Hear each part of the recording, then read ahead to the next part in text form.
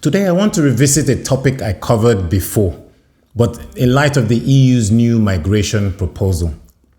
You may not have seen much coverage of it, as it did not make many headlines, despite its potential significance.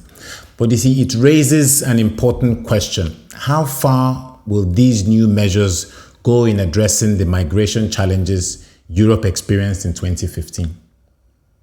Welcome to Aussie Perspective, where I challenge the assumptions we rarely rethink. See, the EU claims that these new measures will prevent a repeat of the 2015 migration crisis.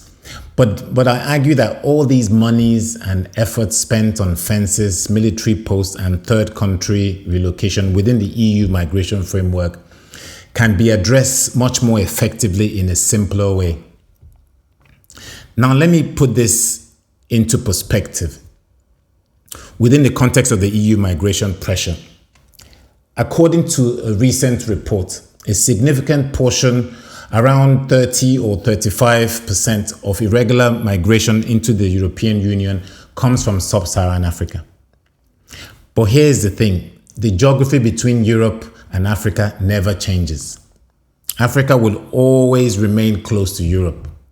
And as long as young Africans cannot see any future at home, geography would always win.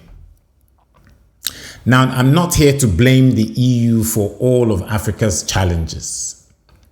But let's be honest, the billions poured into border security and third-party resettlements and military intervention, see, this all rests on a core failure. Because Europe continues to support corrupt governments in Africa. They prop up despots and criminal enterprises disguised as leadership. See, this isn't just about abstract politics. It has real consequences for the EU's migration flows. Because corruption, violence, economic stagnation push young Africans to leave. And then when they leave, Europe throws up more fences and opens up more camps, creating a repeating cycle. So think about this. A single tweet, yes, just one tweet, condemning bad governance would cost the EU nothing. But more broadly, the point is not about a tweet. It is about political signaling. Now, I'm not naive. A single tweet would not fix decades of failure, no. But symbolic actions from a major power matters a lot. A public condemnation of criminal regimes, calling them out by name, would signal a shift. It would energize and tell reformers inside these countries that Europe is no longer willing to prop up their oppressors. And remember, this is not just goodwill on the part of the EU, because it is in Europe's own interest. You see, Africa's future is tied to Europe. So if the EU wants stability, they must have the courage to call out bad governance openly. I'm not asking the EU to save Africa, no, because Africa will save itself. And I'm not suggesting that the EU migration pressures can be eliminated entirely, no. Because you see, migration is a very complex thing. It's a long-standing reality.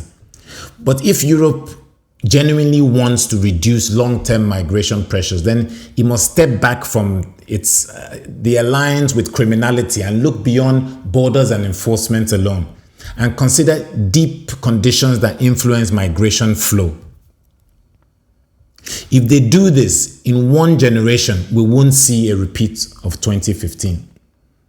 And the constant flow of young Africans towards Europe would slow, because they would have hope and jobs and a future at home.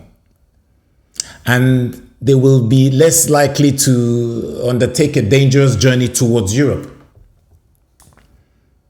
If this challenges how you see Europe and its migration approach, then please engage with it.